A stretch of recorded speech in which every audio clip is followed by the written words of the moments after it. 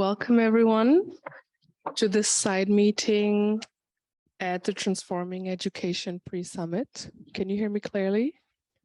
Okay. I am Rana Diab. I am a GPE youth leader in France and an advocate for gender equality and education for all. So I'm honored and happy to introduce this session, a high-level dialogue to raise awareness and to drive action towards ending violence in schools, which is being co-convened by the Global Partnership for Education, Safe to Learn, and the government of Namibia.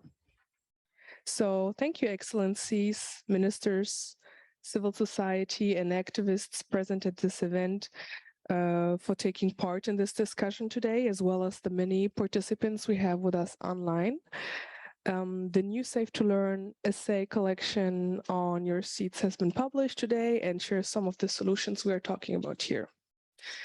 So this topic is very important to me personally because I remember very well when I was at primary school, and because of my physical appearance at that time, I was confronted with violence in the form of bullying and mocking on a daily basis. And this had a critical impact on me, like a lack of confidence and a bad self and body image. So I know this is statistical, but I'm sure many of you have also experienced some sort of violence during your school time. That can be through bullying, which is a very classical issue from other classmates, or violence from teachers, parents, or other authorities. But the violence does not only exist in classrooms.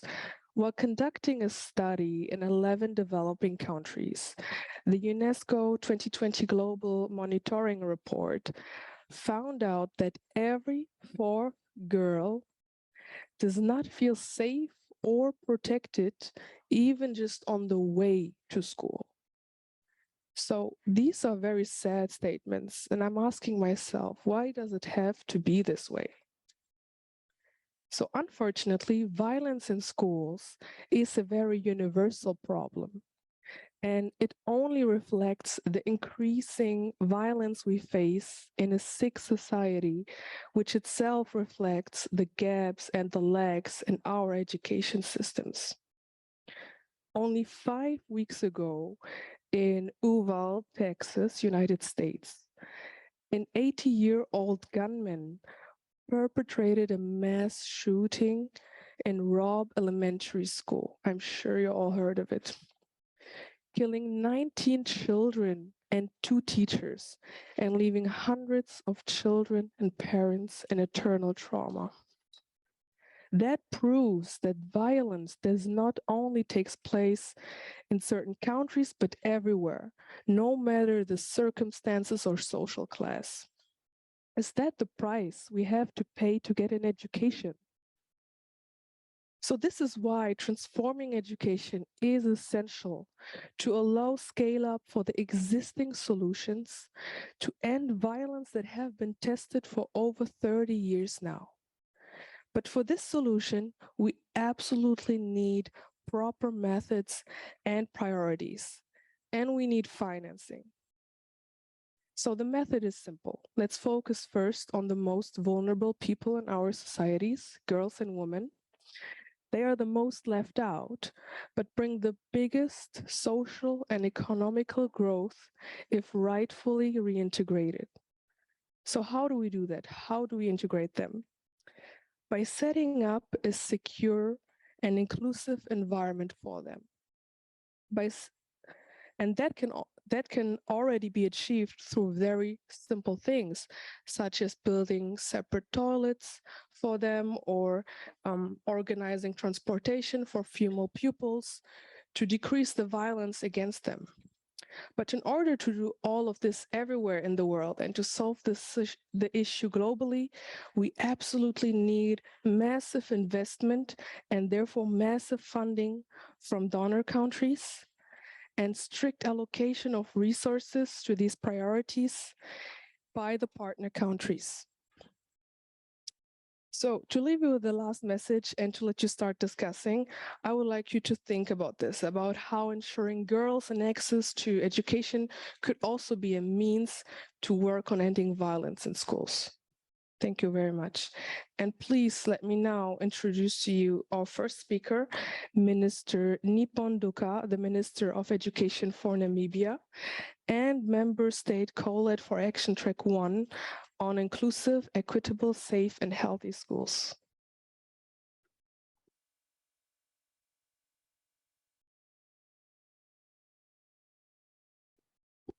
Ladies and gentlemen, it's an honor for me to make a contribution to this very important topic affecting our children in education, and especially at the moment where we are looking at ways of transforming our education systems.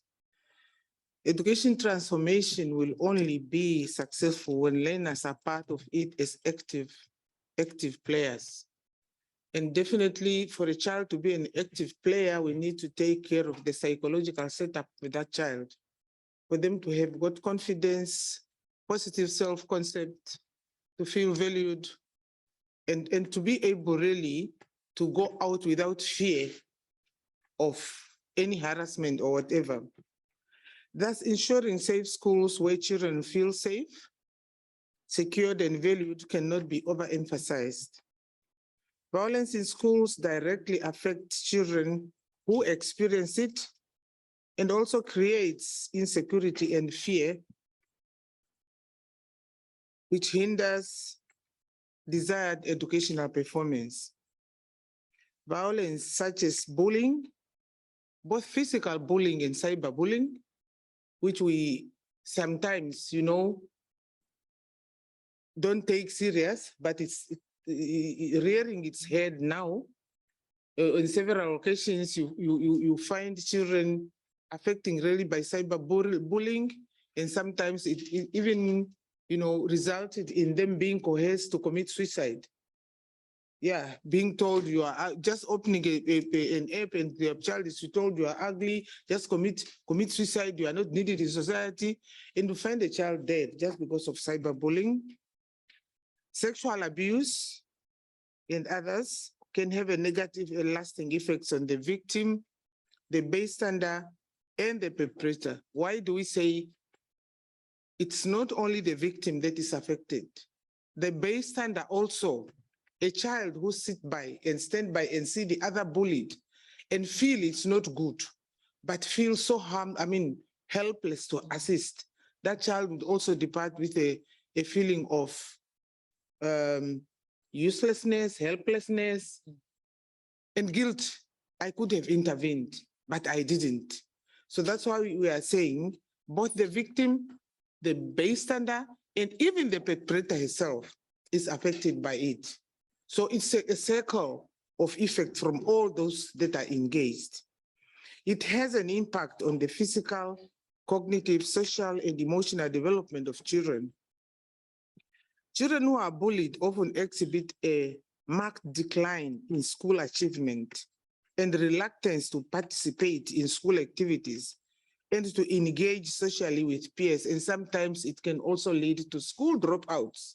They just don't have a sense of belonging at school, they fear going there, and they drop out just because of being bullied by another child. Violent school settings have detrimental impact on mental health and increase the risk of substance abuse and suicide because they feel stressed, they feel depressed, they can opt to substance abuse just to be elevated for the mood, to be lifted up because I feel, dull because nobody else wants me. Just as learners cannot learn, teachers also teach in an environment of disruption and violence can be affected by violence in schools. Educators who are on the receiving end of poor behaviors by learners, refusal to obey school rules, and verbal abuse may experience negative impact on their health and well-being as well. Educators feel isolated and unsupported, especially when verbally attacked by confrontation parents and report increased fear and avoidance behavior towards learners in what they perceive to be potentially dangerous situations. So children who are bullies can be feared by teachers as well. So the whole teaching and learning, exercise is affected. So in order for learners to attain their educational achievements, it is essential that they fully participate in educational activities that are provided in a receptive and safe learning environment. And here one would really emphasize the issue of receptivity of the environment. In order for educators to provide quality education, they also need to feel safe and secured in their working environment. Violence and abuse in schools cannot be considered separate from the broader environment in which a school operates, because it is a complex, multifaceted problem. Schools are social spaces that reflect power relationships and discriminatory practices in their wider society. So the wider society where the child is coming from, starting from the family itself, where the child comes from, can perpetuate violence and bullying and insecurity in schools because of the examples that are set for a child. Violence in an educational setting often reflects violence in other settings in children's lives, such as their families and their communities. Violence is further embedded in social and cultural norms around authority, hierarchy, gender discrimination, and discipline. Those are some of the kind of hiding elephants in the house, in the crawl, that we really need to pull out if we are dealing with violence in schools. Violence is further embedded in social and cultural norms, I said, and then these same norms determine society's response to violence or lack of it. How these acts are considered in the society. If a woman beats, a man beats a woman, if it's normal, there are some cultures, I don't know if it's a joke or truth. In our country, there's a certain racial group where apparently if you are not beaten by your husband, then you are not loved. Yeah. If you are beaten, you feel, because after the beat, then comes the love. I'm sorry. Those type of behaviors.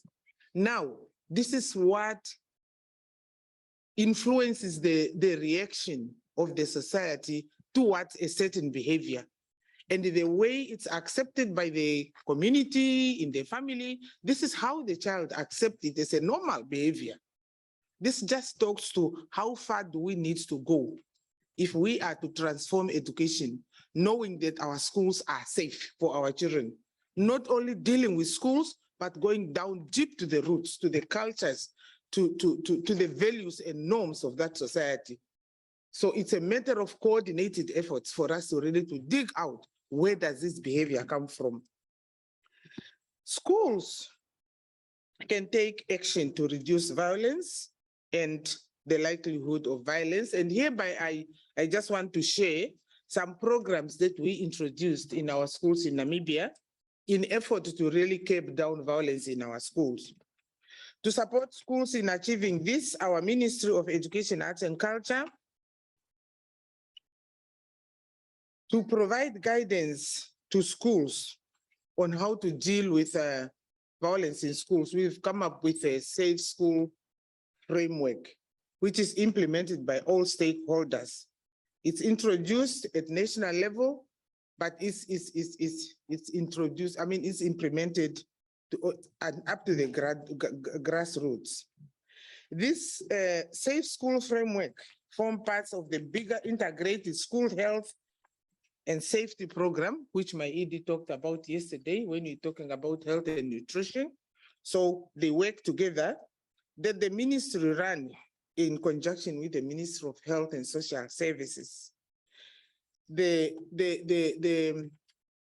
safe school framework is guided by the need to respect and promote children's rights, taking a whole school approach, community engagement, as I said, learner engagement in developing interventions for their schools and child-centered approaches. We made the child-centered approaches. Children are not just treated as empty vessels, but we engage them for them to be able to identify what is proper behavior and what is bullying and violence.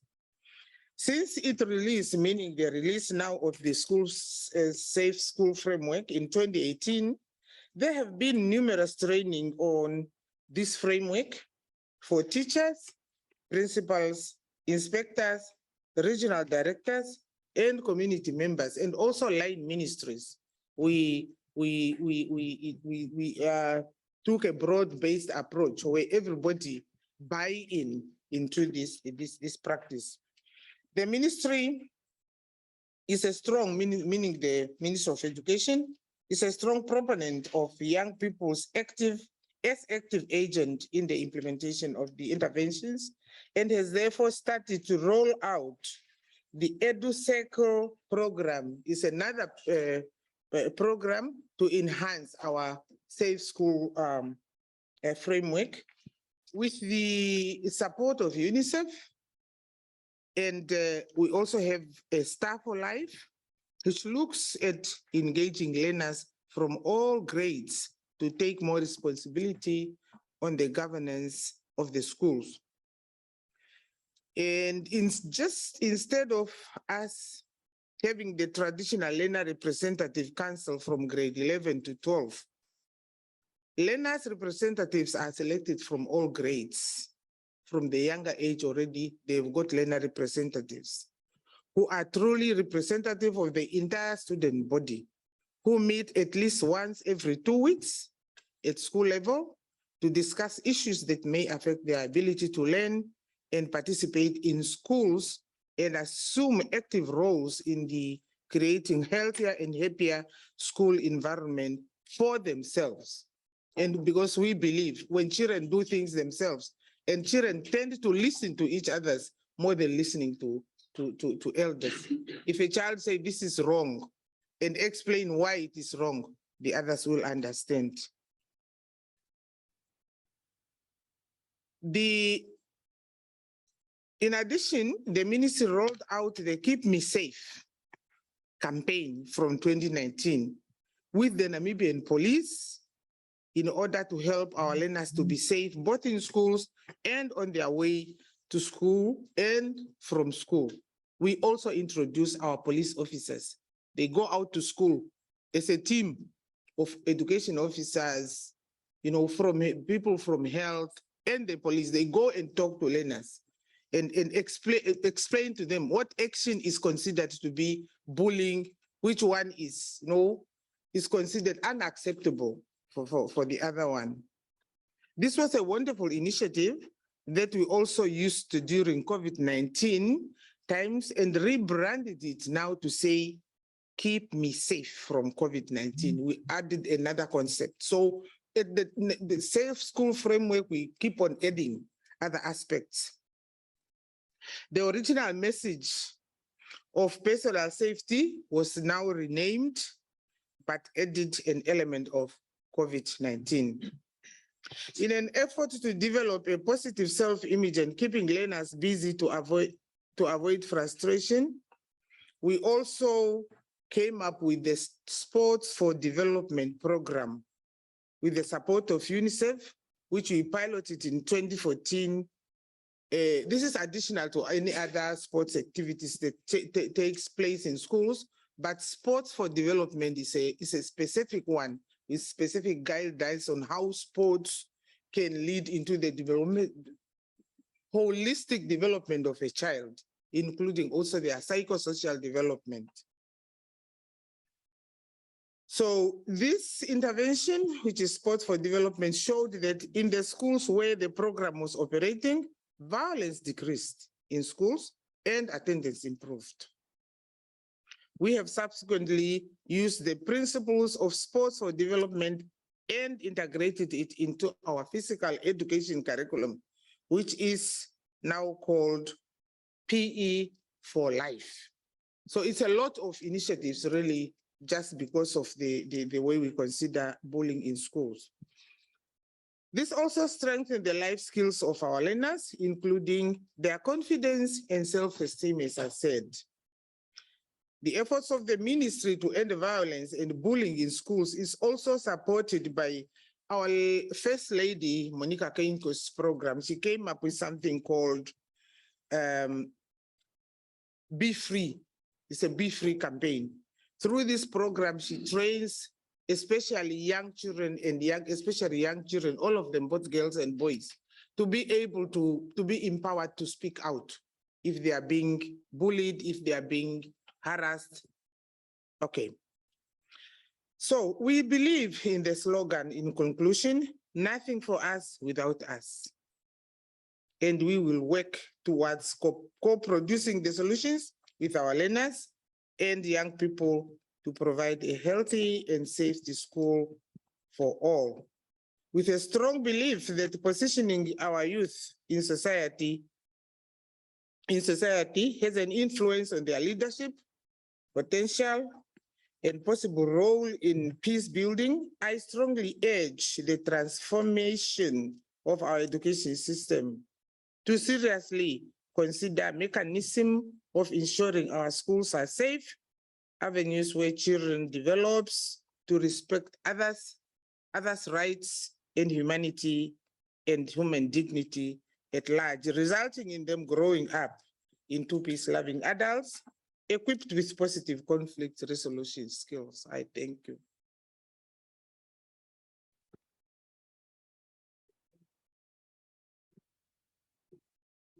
Thank you, Minister Niponduka, for these very insightful program examples to decrease violence at school.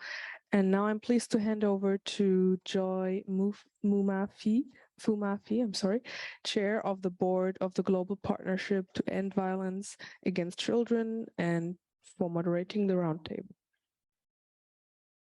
Thank you so much, Raja, and thank you so much, Honorable Minister. I want to thank the Global Partnership for Education and you, Honorable Minister of Education, Arts and Culture of Namibia, for co-hosting this event. And of course, I would also like to thank Safe to Learn for working with us and all of you partners around the table. A hearty welcome to this very, very important discussion. We are absolutely amazed that with the skills that we have, the knowledge that we have, violence against children on an unimaginable scale is happening in every one of our countries and communities. It undermines the children's health and well-being, their development and their education. And schools should be a safe place, for children to learn, to play and to flourish. But this is far from a reality that most children are facing now, as Ranja has just described and the minister has just described. So what we would like to do over the next hour or so is pose two key discussion questions to you. And I would ask you please to be very concise in your responses, 2 minutes. Just what are the key issues that we need to address in responding to these questions? And we have some of these responses are in the Safe to Learn stories, essays that are been launched today. But what is most important is your experience, your knowledge, the skills that you have developed over the years that will further elaborate on this discussion, sharing your collective experience, ensuring that the passion around this table is harnessed. So our first discussion question is, what do we know about what works to prevent and respond to violence in and around our schools?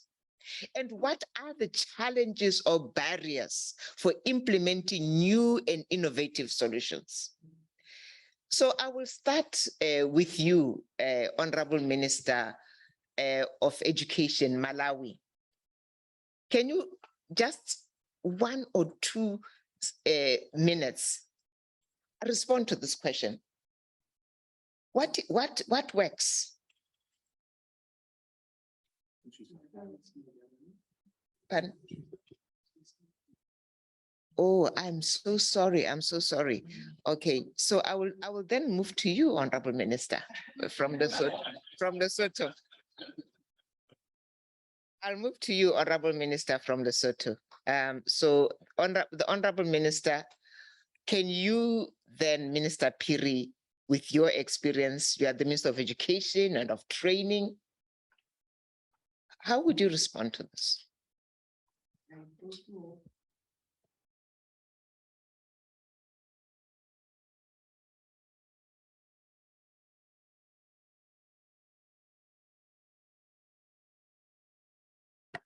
Oh, thank you very much. I wasn't aware of that.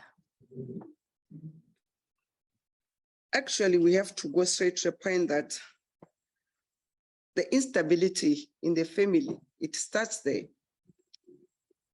Once, like it's been said before, when the families are not stable, the abuse of the woman in the family affects the children. It makes our children to be violent. They are airing out their anger. A teacher also can abuse the children once her family is not stable.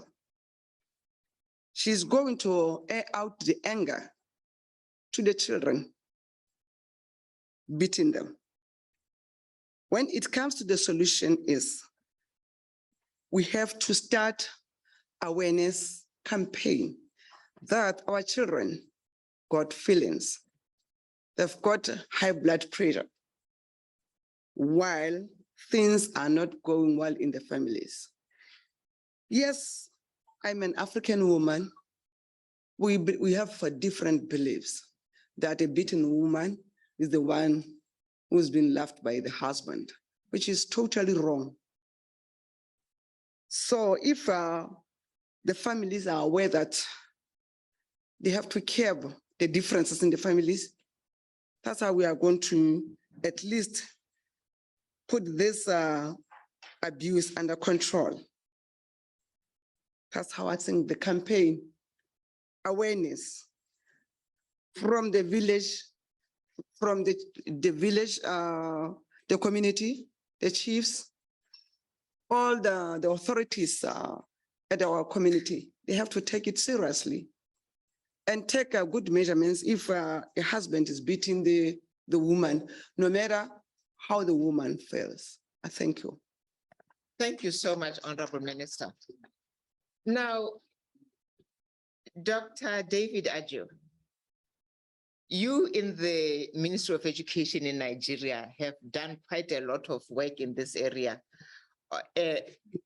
finding out what works and what are the challenges or barriers to implementing the new and innovative solutions that the minister was talking about here. Can you please share with us?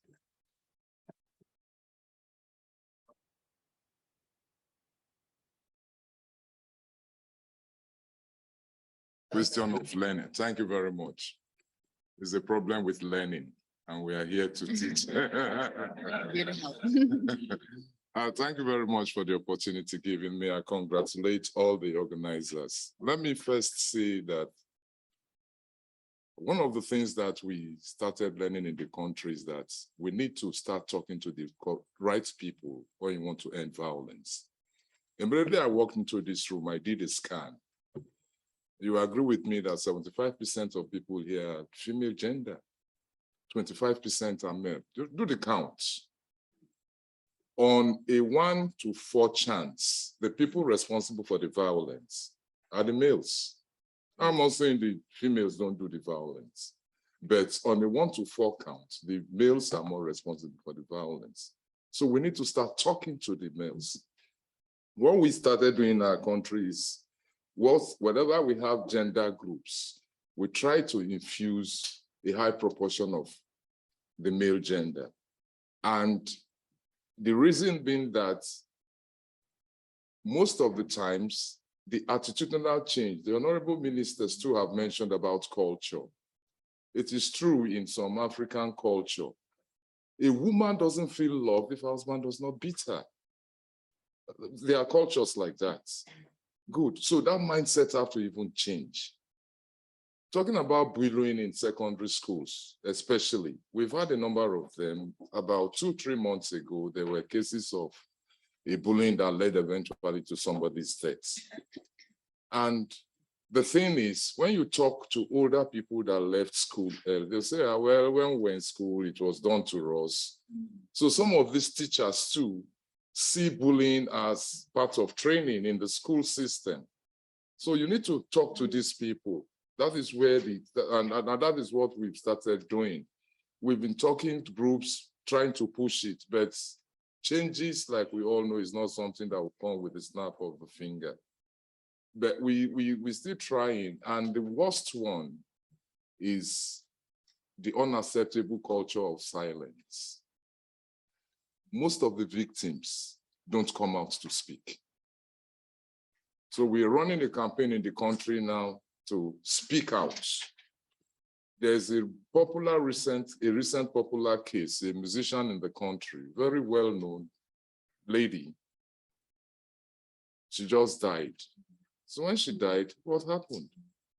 So it is then the family started coming out with stories of how her husband has been bullying her. Her husband happened to be her music manager. They started coming up with stories of how the husband has been bullying her, beat her, kick her in the chest. The woman didn't speak out for a number of reasons. One, beside the culture, she was somebody religious and I was saying, well, God and all those things. So those are things that really block at the individual level. At government level too, at times, when a form of violence manifests in sex for grades in the tertiary institutions. Now, there is a law in the country to prosecute people that commit such offense. You don't prosecute if nobody comes to complain. So we need to break that culture of silence. I mean, that is globally. And I think, again, of most important is, as we are discussing transformation, transforming education, we really need to look at how from the young age, you let people know from basic school level, the respect, the dignity of humanity. Let's not even say the dignity of a woman as a jewel, but dignity of humanity itself, because there is male-to-male violence and female-to-male violence. So that has to be part of the messages we'll be pushing out to our children. And again, poverty contributes to violence. And the best the government can do is, so the much as you push out programs to be able to help people get out of their poverty. And we need to also concentrate our advocacy on specific groups. When I mean specific groups is, there are greater chances of somebody that is poor being more violent than somebody that is rich. Because first and foremost, there's a problem of feeding the family. The wife comes to you, your child sees your wife, the mother comes to you. I need money for this, I don't have money. The wife comes back, we need to feed. The next thing, violence starts manifesting. So these are some of the things that we need to look at. In terms of the question on what we've been doing, like I said, we've been trying, we put some laws in place to check violence across levels. And in the secondary schools, Nigeria is a country where secondary schools are run on the basis of concurrent list of legislation, the federal, the secondary school. So we have a National Council on Education, which is the highest policy-making body for education in the country. So at that level, especially after the recent death of a boy in a school, the school was actually shut down. So we needed to start strengthening federal level supervision over state schools. Because in the federal schools, you scarcely have those kind of incidences. And the federal schools are just 110. But you have more schools at the state level up to 600. I think they are not 6,000. Okay, sorry. Can I just interrupt you? I think what you are responding to now is actually good for the second question. Is usually? Is good for the second question. Oh, okay. No, Yeah, so I'll let you come in again for the second question. No, I think you actually answered quite a few questions from the first question, which is, what are the barriers for implementing and what are the innovative solutions? So the second question, I'll come back to you if you can switch off your mic. But I wanted to move to if anybody wants to comment, please lift up your card. The Minister of Health is South Sudan. Can you please tell us what do you think are the barriers for implementing new and solutions in your environment? What are the barriers that you have experienced? Well, I think, first of all, I want to thank you. And I think the questions are interrelated. That is why our interventions goes straight to solutions and what has worked, what has not worked. As a South Sudanese mother and one of the responsible for education, school safety is one of my issues that I deal with it every day. And before I came here a month ago, we've shut down a school where a teacher has abused a kid of 3 years old. And as a mother was like, okay, if my child is not safe with the teacher, where else do I take my child? Mm-hmm. So we've shut down the school and we are in the court now with the teacher.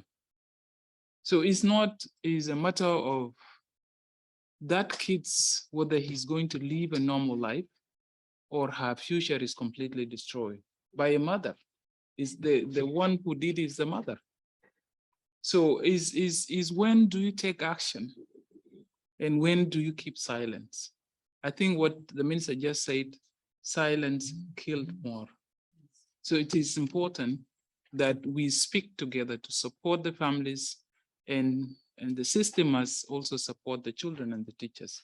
So it is not a matter of a teacher having a free hand to abuse the kids when I trusted that teacher to take care of my kids. So we have shut down the school and we are in the court. So the barriers are when you find this attitude where parents actually retreat from speaking, even when they know the child is already harmed.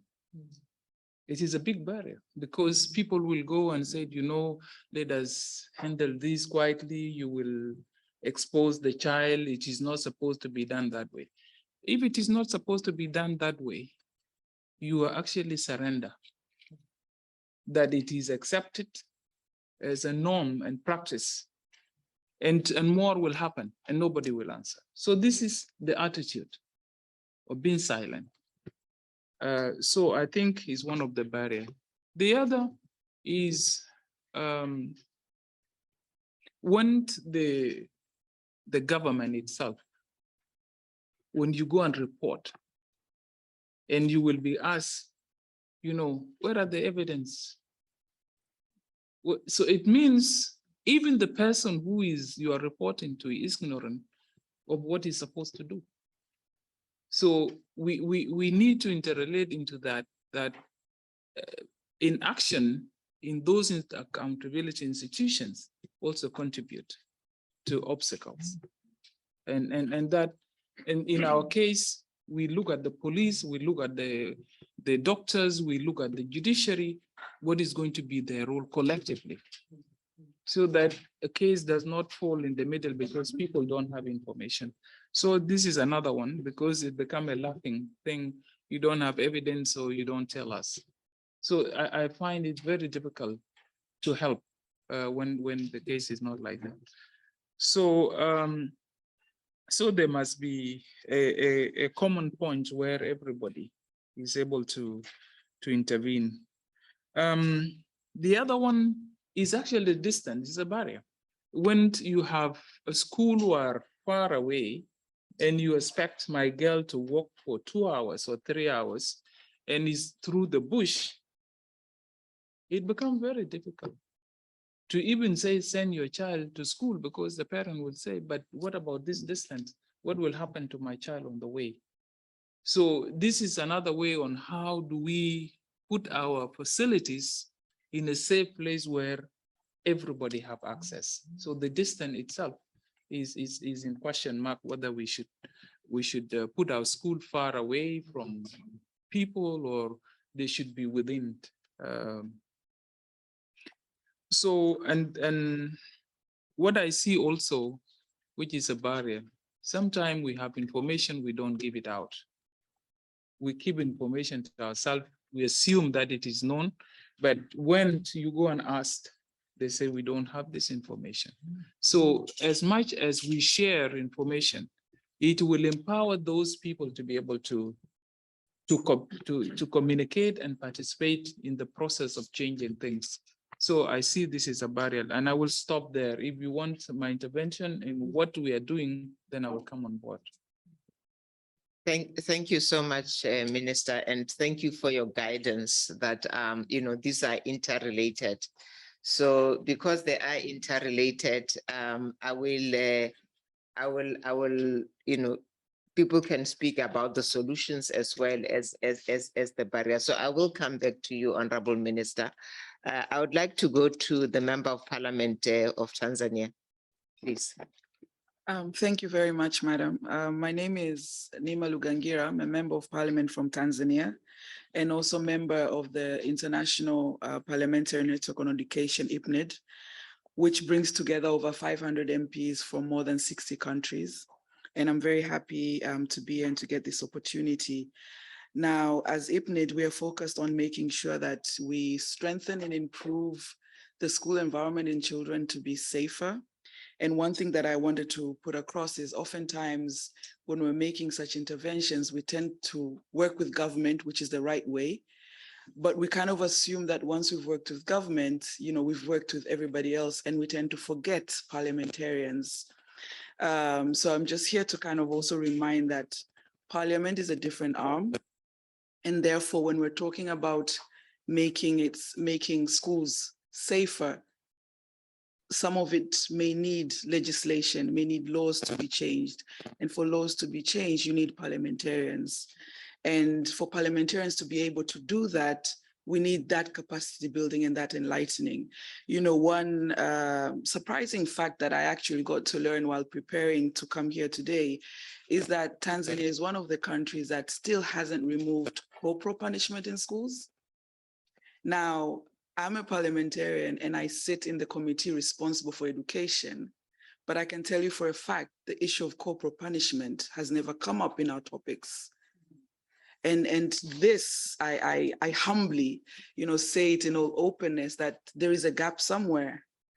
Perhaps you're focusing on some parts and forgetting another crucial part, which is MPs. Now, sitting in a committee responsible for education, being in one of the countries that is doing very well in education, Tanzania is one of the best practice countries in education and violence initiatives. But yet we are amongst the countries that still has corporal punishment in schools, means that if we had the right capacity building and empowerment, we would be better placed to champion and advocate for legislation changes. And because of the progressive nature of our country, we perhaps we would succeed in it, but because we're unaware, because we're not engaged, therefore this issue remains being discussed by other stakeholders in our absence. So this is just to kind of paint just the gap and to reaffirm the importance of engaging with parliamentarians. And personally, through IPNID, I commit to learn more about this topic and champion it, because actually a very sad story in 2018, the district I come from, Bukoba, in Kagera, a 13-year-old child who was in grade 5 actually died as a result of being beaten in school by a teacher. But even with that tragic occasion, it never dawned that there's a link with the corporal punishment school. So you see the gap there, but there's many parliamentarians who would be able to champion and voice this. So I guess just to conclude is I would humbly appeal that we find better ways to engage parliamentarians in these important discussions so that we can all achieve and making sure that we indeed make schools safer for children. Thank you. Thank you so much. Extremely important, the political engagement. What is really required at the political level? This is our second question, to unlock the urgent progress we need. How do we collectively make sure that violence prevention is at the center of national transforming education commitments that are actually discussed in Parliament, that are discussed by ministers? And so before I call you Minister of Health of Botswana, I would like to come to you, Jana, the Director of International Affairs, the Minister of Education and Culture in Finland. So in your political context, you know, what is it that you are advocating for to put at the center of this before we actually go back to the politicians to say, okay, this is what we are doing in our countries? Thank you. Thank you very much, Madam Chair, and thank you for excellent interventions. This has been very, very rewarding for me to listen to you. And I think what you have said, I can only fully concur. Of course, coming from Finland, that's the country with very different history and very different culture than most of yours. I think what comes to the politicians in Finland and politics in Finland, we have one passion, which is a bit weird, and that's that we are great friends of evidence-based and research-based decision-making. And if I'm speaking about bullying, for years we have had a program called Kiva School in Finland, funded by our ministry, planned by University of Turku, very successful. About 80 to 90% of Finnish schools have been using this program. However, we felt that that's not enough, and our politicians felt that that's not enough. So our government launched a quite extensive expert report a couple of years ago. And the expert report was published, and now the government made an action program implementing most of those proposals made by experts and researchers. And it's not the program by the Ministry of Education only. And I fully agree with those of you who have said that this is the challenge of whole society, not only schools, not only ministries of education, but we have to get whole government, whole society involved if we want to do something to this very, very challenging problem. So in this action program for preventing the bullying in school, all the administration is involved, not only the Ministry of Education. And that is what is needed, because school is not an island. And if we think about all the measures we need and all the measures which politicians need to take, we are speaking about legislative changes, definitely, reviewing of the existing laws. We are speaking about digital policies, how to prevent bullying in the internet. We are speaking about what's happening in the school. We are speaking about the role of teachers and how we can support teachers in the school, because this is not a job for the teachers only to be responsible of preventing violence and bullying in the classroom. It's a challenge that teachers also need support. They need supportive staff in the school, which brings us to resources and funding, which is also, once again, general responsibility of us all. And it is kind of, and I said, children are not, their life is not only in the school. We need communities, youth workers, other stakeholders involved as well. So this very wide and complex challenge to all of us. And I think when the politicians have to kind of respond this, they need very wide set of measures which should complement each other. And that is the challenge. And that is really, really, really hard for us. And if we're speaking about global community and even the forthcoming summit in September, I think we also have to integrate this issue to all of action tracks and all of these action track discussions. This is not only of the health and well-being issue. Definitely it is in the core of it. I fully agree. But this is linked to digitalization. This is linked to the role of teachers. This is linked to funding, definitely as well. So I think we just have to, and this is not easy, but we need to have this sort of integrated approach when we want to create and make political decisions on national level, but also on international level. Thank you. Thank you so much. So how do we then make sure that violence prevention is at the center of National Transforming Education Commitments in September? We have our co-convener here, Charles Knott, the CEO of the Global Partnership for Education. So can you just throw some light on this? How do we do this? Well, thank you so much. It's a great pleasure to co-convene this session with all of you. GPE is all about transforming education. That is our strategy. And when you think about it, what does violence teach? It teaches fear, and it teaches that violence in society is acceptable. And so what it doesn't do is the academic learning doesn't happen when there's violence. So this is critical to any efforts at transforming education. And as people have already talked about, this is a global issue, and it's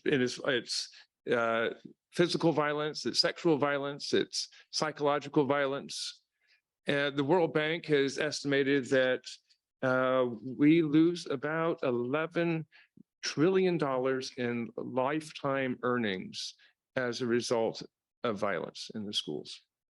So that's a lot of money. And as we're talking about what we do, we need to be using those kind of numbers to take it to the finance ministries and say, where's the money to help us prevent this type of violence that's going to affect our economy for a long time, even if you may care about the children, but you could also care about the economy that will maybe persuade some folks. But in addition to that, there are three areas that I think we need to be looking at. And some of them people have already touched on, but one, the biggest obstacle is we don't talk about this openly. We need to have open discussion about violence in the schools. I have to admit, it's slightly ironic that we have a closed conversation here on violence in schools when maybe we should be on the main stage. And so something to think about, what do we do in New York? How do we put this on the main stage so that everybody is thinking and hearing about this? But it's not just New York where that needs to happen. It needs to be happening, in the communities, with the parents, with the business leaders, with the politicians, civil society. Everybody needs to be part of this conversation. And so secondly, I would say there's no one person, no one organization that can do this alone. We have to do it together, and we all have a role. If you think about it, we've already talked about some of the roles already. Politicians have a role in ensuring that the policies and the funding, the laws are in place to prevent violence, but also to take care of the victims after there's been violence. And they need to ensure there's follow through, that there's not just there's a law in the books, but something has happened to ensure that there's implementation. The teachers need support. They need the tools. They need the training on how to manage a class without the use of corporal punishment. It's not just enough to say, stop doing that. You need to help them to figure out how to do that. And then they need that training on how to build a culture of safety in the school.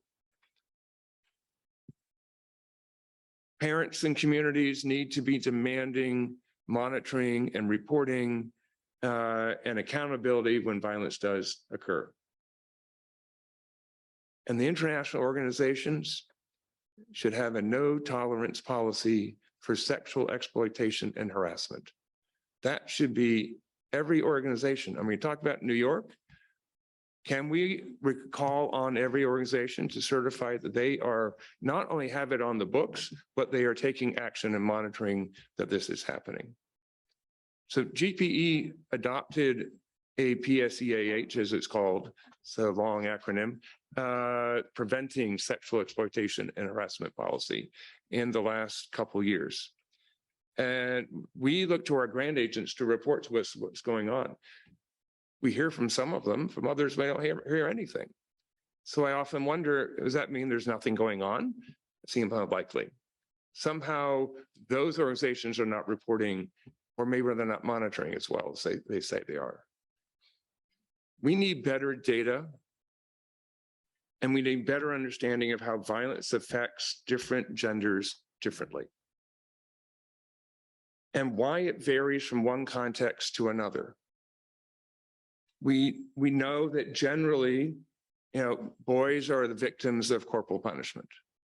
We know that generally girls are the subject of sexual violence, but it's not always the case. Sometimes it's the reverse. And so in order to understand how we respond appropriately, we need to understand the different contexts and how that should turn into the policies and the programs that we look at. So I think this is something we look at in New York. How are we looking at the broader, these different ways is going to be critical.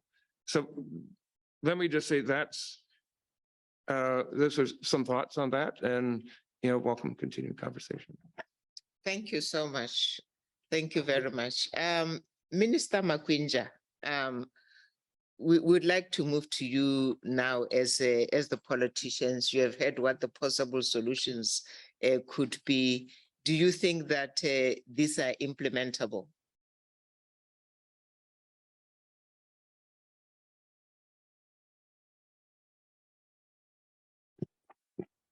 Thank you very much. I am Makwinja from Botswana. I'm the Assistant Minister of Education and Skills Development. And I would like to thank you heartily for this invite. Because Botswana, I would say we have a second pandemic, and that pandemic is GBV, gender-based violence. And I can confidently say that it peaked during COVID. And this pandemic has actually reached our schools in a big way. And it is a problem that has been there, but it was exacerbated by lockdowns. And definitely when children go home for holidays, it emerges as well. So just yesterday, we just got a report this morning as if it is a coincidence. There were incidents whereby 3 children were actually stabbed and 1 died. And this happens quite often. And it is a serious concern. That's why I'm saying we are so blessed to be here today so that we can share these sobering stories and hopefully find ways to mitigate them. So they say figures don't lie. A Pathfinder study was carried out and confirmed that indeed violence in school is a reality and a very sad one. And like I said, the fact that COVID came in just exacerbated the issue. This is despite the fact that Botswana did extremely well in terms of continuity of education during COVID. We did all that we can to ensure that learning is not disrupted. And we believe we're very successful in that. But violence remains one of the major issues that we are grappling with. And it's very difficult to address it at this point in time because we are still trying to figure out how to revive the economy. But having said that, violence against children survey that was done recently showed that between 13 and 17-year-olds, 29% females, 35% male, have experienced physical violence of one sort or another. 10% females and 4% males have experienced sexual violence. It has already been stated that females in general really bears the brunt of this violence, and it's really sobering to know that the girl child continues to be violated, not only physically, but sexually as well. And 12% of this cohort actually experienced emotional violence. Among children aged 13 to 17, about 25% of them would have experienced sexual intercourse by the time they are, between those ages. And 4.5% would have been unwanted. That means they would have been defiled, most of them,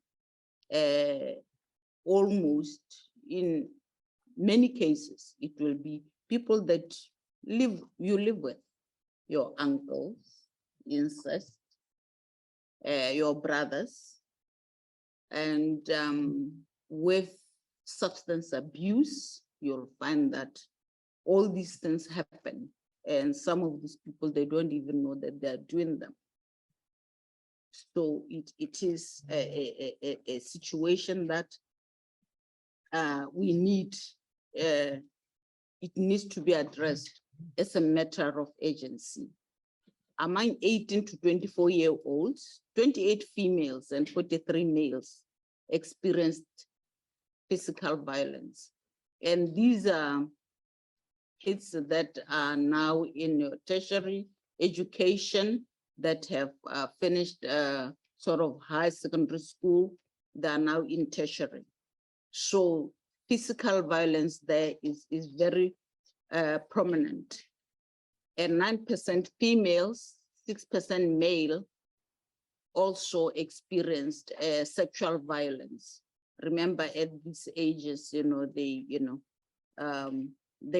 know what sexual violence is all about. So it does happen, but at a lower rate than, for children. 14% experienced emotional violence.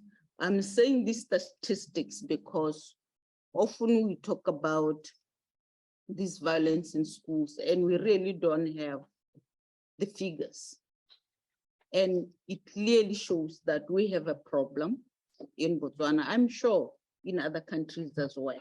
We just have to get the figures to appreciate the magnitude of the problem. That's why it's so important that it is mainstreamed.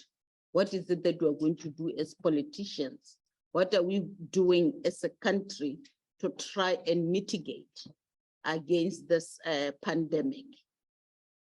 Not only that, the first Botswana Youth Risk Behavioral Surveillance Survey, 40% of the students in schools were picked on or bullied.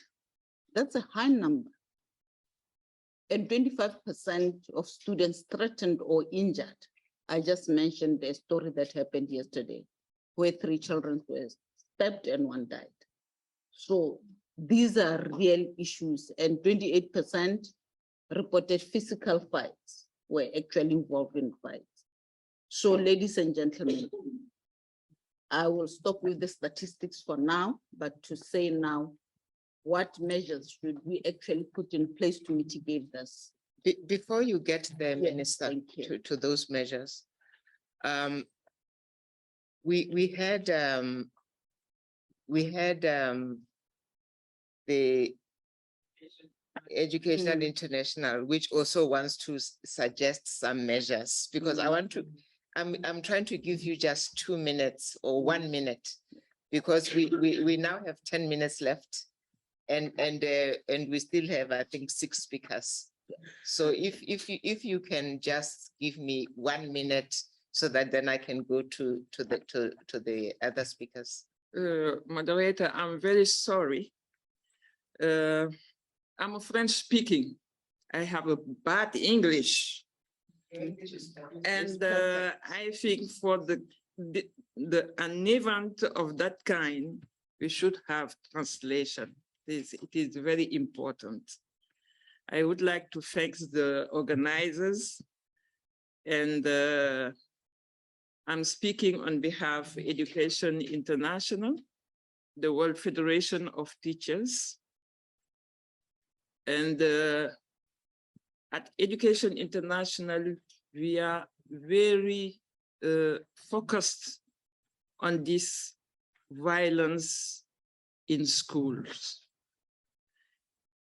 That's the meaning of our statement for school as safe sanctuaries. That is a demand for all communities to mobilize, to protect schools, students against violence. It's not only gender-based violence. We have attacks too, conflicts that put pressure, violence on students. Talking about gender, it's not only the girls, even female teachers are victims of violence. We think at Education International, it is important to identify the different types of violence. It's not only sexual. The lack of financement in schools, a school without security, without running water, without separate toilets. This is two kinds of violence against women, particularly. The teachers are, identify that those who abused and so on. But the violence, it's not only in the school, it's on the way to school and the way back to. But we think that the main thing to try to stop violence is to train, to sensitize all communities, but for the teachers to train them to know what is violence, the different types of violence, how to avoid it. We think it is important everybody know about this, because when you don't know that what you're doing is violence, you can't avoid it. And then train all teams to understand that when violence occurs, they have to denounce. The culture of denouncing, it is important too. You don't give me more with my bad English, but we can't say much about this. Thank you. Thank you very much. Thank you. And we apologize for the lack of translation. We sincerely apologize, and we apologize also to our virtual listeners for that lack of translation, because we do have people from, Francophone countries as well as Lusophone who are listening. I would like to ask Shama, again, 1 to 2 minutes, please, not more than that, because we still have Jasmine who has to speak as well. And I had promised the ministers I'd go back to them, but it looks like we won't have time because people are all speaking for a long time. But Shaman, please. I'll try to keep it short, Joy. Thank you very much. So I think one of the things that I really wanted to say is that, one, we need to be really honest about the current obstacles that we're having right now. As a young person who's working on gender-based violence, we have been so focused on trying to hold our governments accountable. We have been so focused on trying to protect each other. We have been so focused on reacting to violence that, in all honesty, there's no capacity for us right now. There's not enough capacity for us to do prevention work. And I know that a lot of us here would like to have prevention work done and be put in the ministerial declaration or the chair summary for Transforming Education Summit, for example, but that's a current obstacle. And I hope that if some ministers here experience that type of obstacle, the lack of capacity on doing prevention work, then we be honest about it, that we don't have any capacity around it, and that we do need to build our own capacity in order to really do prevention work. Second is, I understand that education is part of prevention work, but there's also some prevention work that's needed within education. And that's a tension that I'm still struggling with right now. And that's something that I would also like to ask everybody for advice on, or maybe that's something that you can share about with what is needed at the political level that needs to be done. The third one is, thank you for mentioning conflict areas. That is definitely something that we really need to think about as well. And the reason why I don't want to make this a binary issue of it's girls who are more affected, it's boys who are more affected, it is because it's not a men versus boys, boys versus girls issue. This is a power structure issue. Violence is a tool for practicing power over someone else. And sometimes these people who commit violence, they do know what they're doing, right? They do know that they're committing violence because they want to emphasize that power. But then that's exactly the problem now, right? We don't know how to prevent this. We need power structure change. But then, is there any commitment at all to change that structure when a lot of us are benefiting from the current structure? The third one that I want to actually put forward as well is doing this within the Transforming Education Summit. I understand that after this and during in New York, it's going to be mainly a chair summary. And I'm very worried that it's not going to translate into member states, because it's, who are we holding accountable here? Like, member states will probably just say, oh, this is the Secretary General's work. This is not necessarily our work. And I know that there are individual commitments here, but it needs to be, I think it needs to be more of a negotiated document than it is just a chair summary. And I understand the nuance there, because if it's going to be a negotiated document, then there might be some regression of rights. There might be some backtracking, because regression of rights is sort of the trend right now in most of our countries. But I think that member states need to take ownership of this chair summary, ownership of putting violence and prevention of violence at the heart of the ministerial conversations that we're going to have.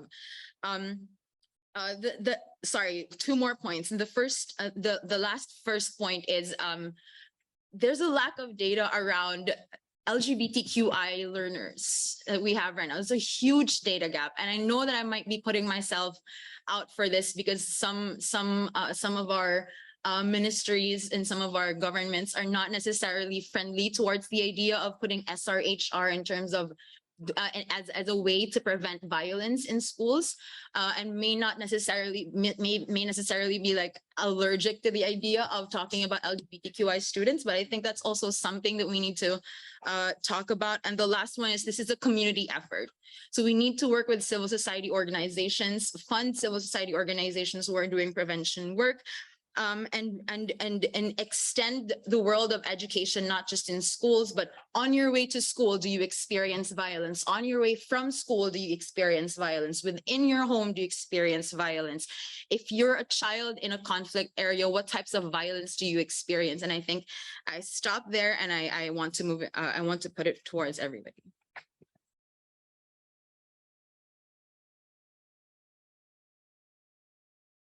Thank you. That's why we have youth leaders. They will run this world better than we have failed to do.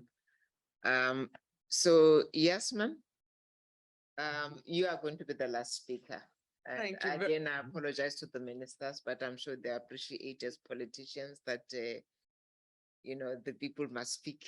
And but you know, you gave us very good leadership from the beginning, honorable ministers, and we're really grateful.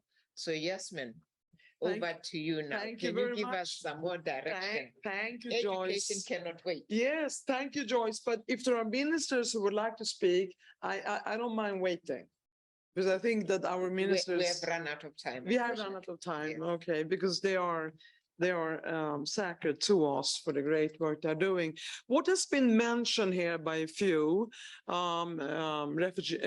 Education International, and by our very inspirational youth ambassador, is the issue of conflict. And that's what Education Cannot Wait is about. We're a global fund in the UN system, hosted by UNICEF, serving the whole UN system, working with youth and civil society and all our ministers of education. Now, we are speaking about, I want to go back what the Minister of Nigeria said, because that's where it all starts, the dignity of humanity. Because what we see in countries of conflict, countries of refugees, of internal displacement, is taking us to a whole different level of inhumanity that then filters down to the kind of testimonies that we have heard with the harassment, mobbing, sexual violence. But this is the ultimate inhumanity, okay? And it brings us to a political level. And that's what we are designed to work with and cannot do without political support nor financial support. And it's definitely something that needs to go on the test agenda and be put at the center. What are the barriers for protecting a child in Nigeria, in the area surrounded by Boko Haram, where they abduct the girls on their way home? For a Palestinian child crossing a checkpoint in the West Bank, being harassed by soldiers. For an Afghan girl in Afghanistan wanting to go to school and being surrounded by ISIS and Daesh, and now Taliban that is banning secondary girls' education. Forced recruitment. I spoke with the Minister of Education of Sierra Leone, who was young during the time of the war in the 90s in Sierra Leone, where young boys went back then, boys, students, girls, they were taken, had their hands chopped off like this, as part of brutal wars. A few weeks ago, I met Dr. Gibe. Oh, I can't pronounce his name now.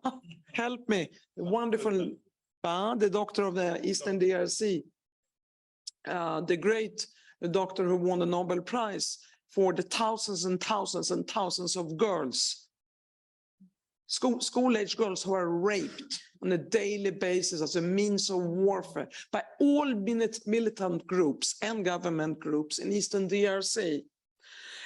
Targeting of schools. I mean, just in Ukraine, between the 17th of February and the 3rd of March alone, this is 2 weeks, 20 incidents of attacking schools. I think the target of schools now in Ukraine has reached close to 700 or 800 schools or facilities that have been attacked. Of course, the sexual gender-based violence for any girl trying to go to school, any boy can also be subjected to it. And I'm very glad that you mentioned the LGBTQ community, because they are really hidden in the margins. How do we help them in countries where you might get the death penalty? And so forth, summer executions. I know a very powerful youth advocate. He saw his entire family executed, and somehow he managed to flee. I think he also came from Sierra Leone during the war and be able to continue his education in the US. So we're speaking like the most abnormal inhumanity possible, and that's where education cannot wait come in. But again, we can't do this without financing and political support. And let me offer a few solutions. And again, let me also remind everyone that we just came out with a new number with very thorough research, evidence-based. There are 222 million children and adolescents today who are affected by armed conflict, forced displacement, climate-induced disasters. So 222 million of them in this risk zone that is of this total abnormal inhumanity. So there are two ways that we look at it. There is the legal protection, comes back to what some of you mentioned, and the physical protection. So let me start with the legal protection. We have international law, international humanitarian law, international human rights law. We have so many resolutions passed in the Security Council, and we have the Safe School Declaration. There is one way, international accountability. We need governments to speak up. It's political, but it is, we need to combat the impunity of international rule of law, where it is okay to rape, maim, target schools that are protected under the Geneva Conventions. So that's one aspect. I fully agree. Parliamentarians are not only creating and legislating the laws, but they have an oversight role to play. They have an oversight. We need oversight. The whole of government approach. You want rule of law in a country. You can't just deal with the Minister of Education, the judiciary, the Minister of Justice, combating impunity. So that's also, that's on the legal side, and that requires political will. On the physical side, what can we do? What are we doing in Education Cannot Wait? With UNICEF, with UNESCO, with Save the Children, collaborating with GPE, with others. What do we do? Well, we build walls around schools to make sure that no one can enter into the school, because we need to have guards around the schools. Transport, so that you can go to school without being targeted, attacked, or abducted. Separate hygiene and toilets, as you said, very important for girls. Teacher training. First of all, the teachers themselves are also being targeted, but also training the curriculum, how to sensitize, how to teach peace, how to teach human dignity and humanity and empathy from a very, very young age during the most formative years. And ethics. We need a whole different curriculum for the 21st century. And most of all, we need to end the armed conflicts. We need to end the wars and the impunity. And if we cannot do that, every child that we can protect through Education Cannot Wait and all our partners, every life matters that we can protect from that violence. So we can think big, but we also have to value every human life of each child and every adolescent and teacher. Thank you. Thank you so much. Thank you. And again, my apologies that I cannot come back to the ministers, but they've given us excellent guidance. So I have to hand 10 minutes back to our young people to close this, to take us through the closing session of the meeting. But we have addressed the scale of the challenge. We have addressed the impact that is having on our societies, on our economies, on the future of our children. And we have addressed what the prevention mechanisms are that are available to us, and how we can actually use them systemically, and from the community right up to the highest political level in order to respond effectively. We have talked about political prioritization and how we can actually take this to the summit in New York effectively with the very, very clear. I wanted to say militant, but sometimes people think militant is bad, but I think militant can be good because you are a change makers. So I would now like to hand over to our young people. And I would like to hand over to Diana. Thank you. Ayala, the GPE youth leader from Honduras, Yes. to take us through the closing session. Thank you. Thank you. So before closing, I would like to introduce Minister Bianchi, Minister of Education from Italy, Member State Co-Lead for Action Track 1 on Inclusive, Equitable, Safe, and Healthy School for his remarks. Welcome, Minister Bianchi. Thank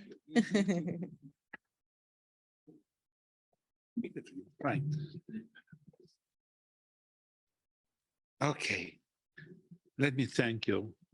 And let me say something. I was impressed this morning by the success of this conference. How many people, how many ministers, how many associations arrived in Paris for this conference. Why? Because this is the momentum. After the COVID, in this period of war, not just in Ukraine, but as you said, more or less everywhere in the world, we need to rediscover the way to start a new dialogue in order to involve not only the governments, but the association, the volunteers, and all the people that recognize that education is the proper way to restart international cooperation, moving from what you say, human dignity. For this reason is so important. We are not just speaking about technicality of education. We are not just speaking about finance of education. This is important, all is important. But we speak of something more complex. It is how is possible to build up a new globalization based on humanity. This is the point. And we discovered that education is not only dignity, is not only rights, but it's also development. Because if we don't are able to reconstruct a new track for development, this is the first violence. Because we have on one side the rich because they are rich, and new areas of poverty. And the first poverty is educational poverty. Educational poverty started from poverty, but is generating new poverty. We have to rethink the concept of development, the concept of growth. There is a quantity of technology now, but we have to avoid the idea that technology can solve the problems. We have to use technology to solve the problem. And this means responsibility. When somebody say, oh, sure, we have a lot of problems, but science, technology can solve our problems, don't believe it. Is in our hands, is in our responsibility. For this reason, this conference was successful, because now we understand that this is the momentum. First, violence. Exactly, this is an effect, a special effect. We agreed before that when I say violence, she has to play the bell. Thank you for the effect, fantastic. We can try. Violence, dream, violence. We are not speaking about violence. We are speaking about a variety of violences. We're speaking of the fact that society is accepting violence as a part of our common life. The first concept is we refuse violence. In the sense that you mentioned before, in the sense that somebody is using force, power, in order to discriminate among us. This is unacceptable. So I believe that this is the moment that all we here, we have to say, okay, there is a basic concept, because we assume that education is a basic human rights. The necessary second step is we refuse any kind of violence. Violence against women is clear, is the basic. Otherwise, the words are nothing. Discrimination. When in the first track, we are discussing about inclusion with my colleague from Namibia, we had very clear in mind that inclusion is a crucial issue in this aspect, because inclusion means integration. You know, there is a specific difference in the words. Inclusion could be simply that we are here. It's coming somebody from outside. And you say, okay, there is this chair is empty, stay here. Integration is much more complex. Integration means that we are changing in our identity because the person that is coming is changing the group. Integration is much more complex because it's asking to ourselves to start a process of transformation. And I think this is extremely important because school is crucial in that. We have to go over the concept of inclusion. We have to go in the concept of integration, the concept that, for instance, we need to consider the possibility to have two basic concepts in education. First, continuity. It's obvious. If I was born in my small village, I had primary school there, I have secondary school there, probably I have also the university there, it's obvious that it is continuous. But now we are living in a period where people is moving. And probably they are not moving because they want to move, because they are refugees. We have to guarantee the complementarity of the curriculum. That is possible for me to have a school in one part of the world, to move in another one, and together build up the curriculum. And the second is personalization. We have to start the idea that we don't have here just a group of people, but person by person. I feel that this is extremely important because inclusion that we started, for instance, in Italy many years ago with the disabled, and we discovered that the only way is to have common classes plus personalization, because we discovered the potentiality that we have in everyone with the person that in front of me. But the basic idea is that we have to prepare all these ideas for New York, but we have to go beyond New York. We are not just working for a conference. We're not just working for an important working group with our president, our head of state. We are here because we are preparing the new track, also for UNESCO, They don't invite 160 ministers simply to assist to the conference. I want to know what happened beyond this conference, beyond New York, and how can we really start a period where no violence at all, our level of tolerance is zero. Second, we have to work for a new social contract, as we said. In Italy, we are experimenting in Napoli, that's the most difficult part of the country, what we can call the pact of education of community, where all the different educational agencies are participating. But it's clear that we have to speak more. We have to exchange more experiences. You know, in my country, there is a strange attitude, but I know that is different in yours. Newspapers are speaking only of bad things. We have pages, front pages of violence. We have movie of violence. There are TV open, full of violence. Culture of violence every day. No one word about the good experience of solidarity. So let me conclude mentioning the constitution of my country. This was written at the end of the war. The first article said that the country, Italy, is a democratic country based on labor, not on rents, on labor. To provide labor to everybody is the first way to fighting against violence.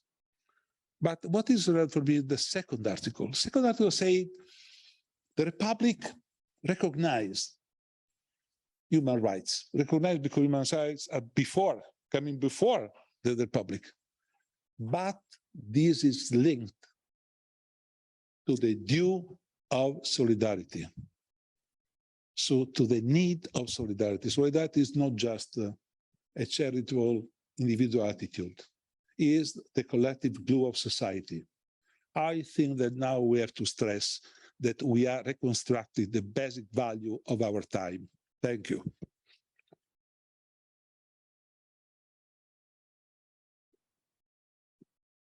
Thank you, Minister Bianchi, for those words. Thank you very much. Simply is Bianchi.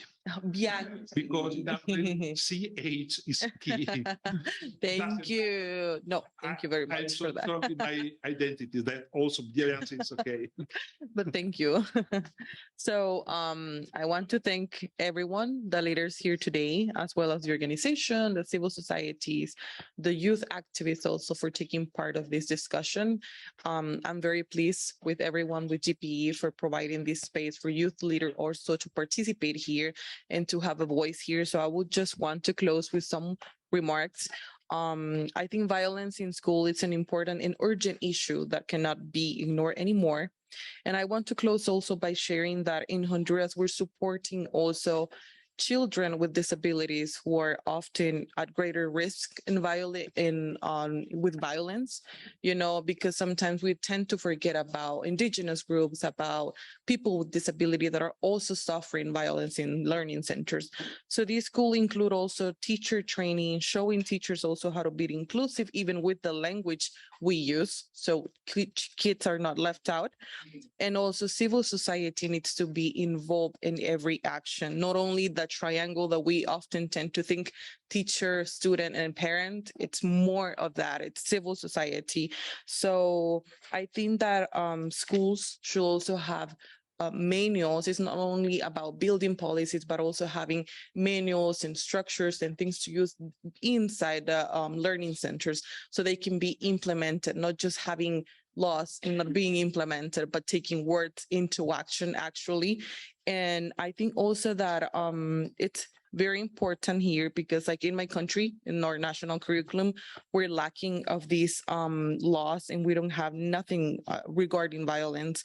So, and that is also causing it because we have negative gender norms and also stereotypes and harmful ideas about masculinity. So we have a twisted masculinity idea of what it is like, oh, it's totally different. And we're having all of these issues in Latin American regions. So for me, it's very important because I've suffered so many ways of violence, of even sexual harassment from different people, even in like schools, buses, at work, and all of these situations. So I think that having this discussion with all of you, it's very important. And I think that it's amazing that we have ministers that are actually caring about violence in ending in school. So thank you very much for joining us today. It is inspiring for me to hear political leaders and organizations talk about this. I think that we can't transform education unless it's safe for all girls and boys.